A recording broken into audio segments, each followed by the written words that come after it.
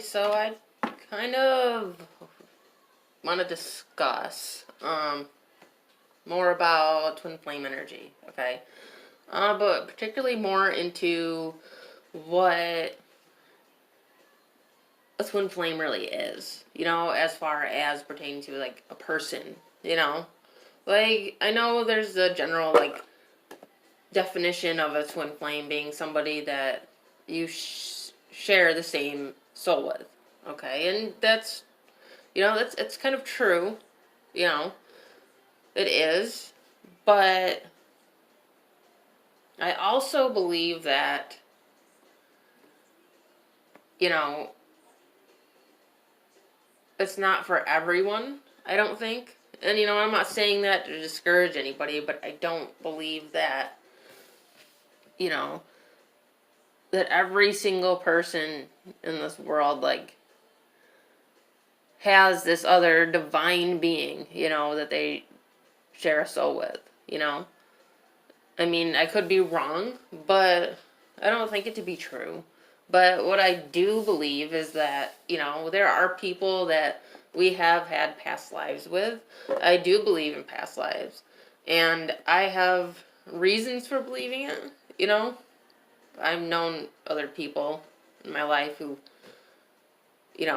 feel like they've had them and, they have their reasons, like very valid reasons. And I have my valid reasons specifically, I've did a reading, for myself last year and found out about a past life. And a lot of things came out that are kind of not a coincidence, okay? And I know somebody who I have had a past life.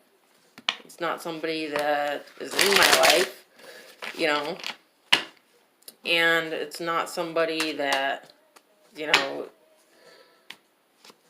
if we share the same soul, that means we're going to be together, It doesn't necessarily mean that. I mean, maybe, in another life or later on in this life or whatever the case may be, But I do believe that we have those type of soulmates out there that exist, And how how I think is if somebody comes in out of nowhere into your life, like when you least expect it, like you don't expect it at all, and they come in and you wonder the whole time who they are, like you feel like you've known them for a very long time, and you feel like you're connected in a way that you've never been connected to somebody before. And it's almost as if, like, just things that happen, like, if they, sense something in you before it happens. Like, they sense some sort of reaction from you before it happens, and they start trying to calm you down right before it happens, okay? And I know that sounds kind of vague, but I can't really think of any other way to put it. It's kind of like a mental telepathy type thing, but not like mental telepathy communication, like mental telepathy, nonverbal communication, okay? If that makes any sense. It's like your senses are connected, and it's kind of intense, and it's a little bit scary even. It can be scary, but these things do happen, and I think that